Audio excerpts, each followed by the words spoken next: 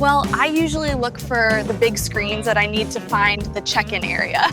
Right. Check-in, that is step number one. Hey, Anna, how is your morning going? You look like you've been busy.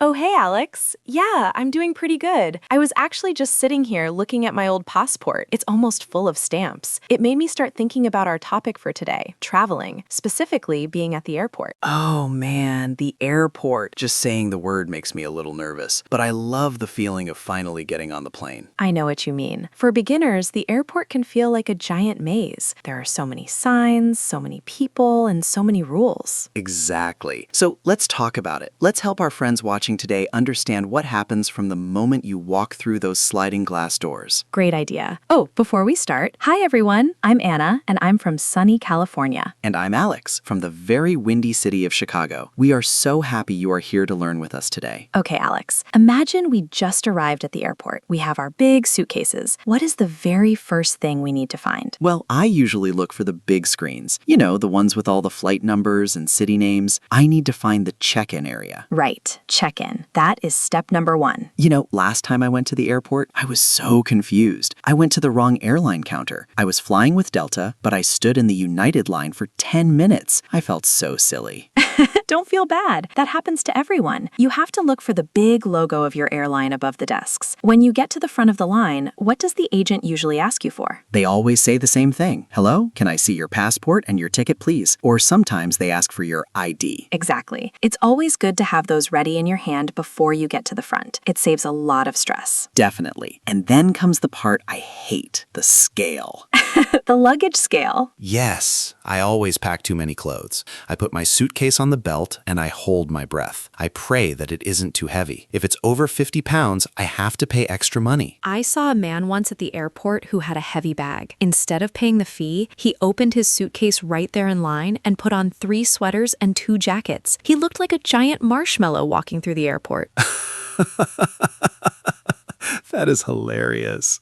I should try that next time. But really, it's easier to just weigh your bag at home. So once the bag is weighed, the agent puts a tag on it and it goes away on the moving belt. That is called checking your bag. Right. But you keep one small bag with you, right? Your carry-on. Yes, my carry-on has my laptop, my snacks, very important, and a book. So the agent gives you a piece of paper. This is the most important paper in the airport. Do you know what it's called? Oh, I know this one. It's the boarding pass. Correct. The boarding pass tells you everything. It has your name, your gate number, and your seat number. And it has the boarding time. That's the time you actually get on the plane, not the time the plane flies away. People get those confused a lot. That's a very good point, Alex. If your flight is at 4 o'clock, boarding usually starts at 3:20. You have to be there early. Okay, so we have our boarding pass, we said goodbye to our big suitcases. Now, we have to go through security. Security. The longest line in the world. It can be scary for beginners because the officers look very serious. They say things like, shoes off, or laptops out of the bag. It's a lot of instructions. Please take off your belt. Empty your pockets. I once forgot I had a bottle of water in my bag. The machine went beep, beep, beep, and everyone looked at me. I was so embarrassed. It's okay, Anna. They just threw the water away, right? Yeah, you can't take liquids through security. That's a big rule. But once you walk through that metal detector and grab your bags, you are officially in the departures lounge. That's my favorite part. It feels like a little city inside. There are shops, restaurants, and places to get coffee. Alex, are you one of those people who goes straight to the gate, or do you go shopping?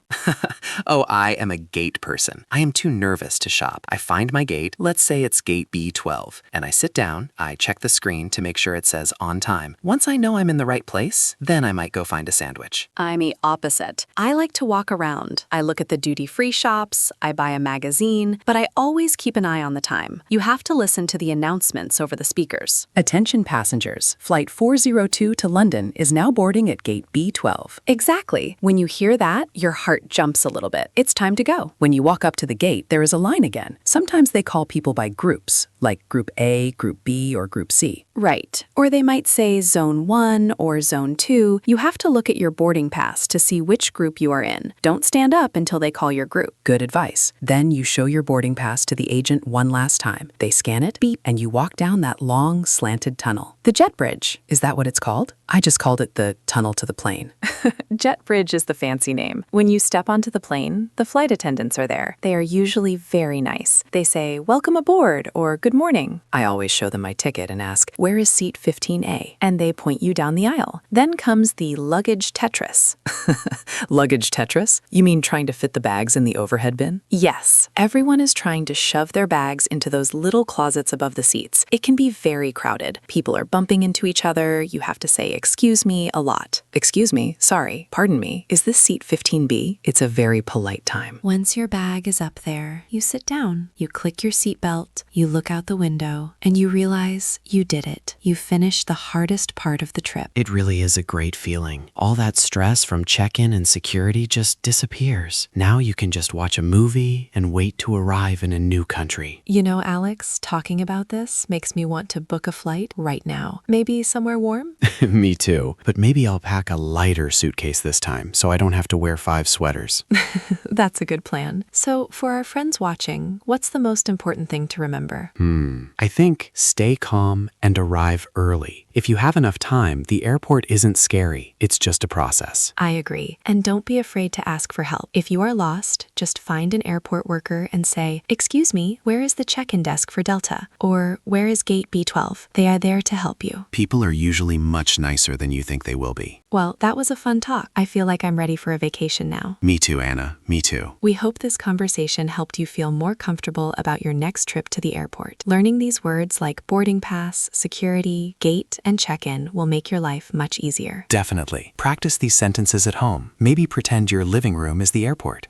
Why not? Anyway, thank you for listening to us today. We love helping you learn English. Don't forget to like this video and subscribe to our channel if you want more stories and conversations like this. See you next time. Safe travels, everyone. Bye.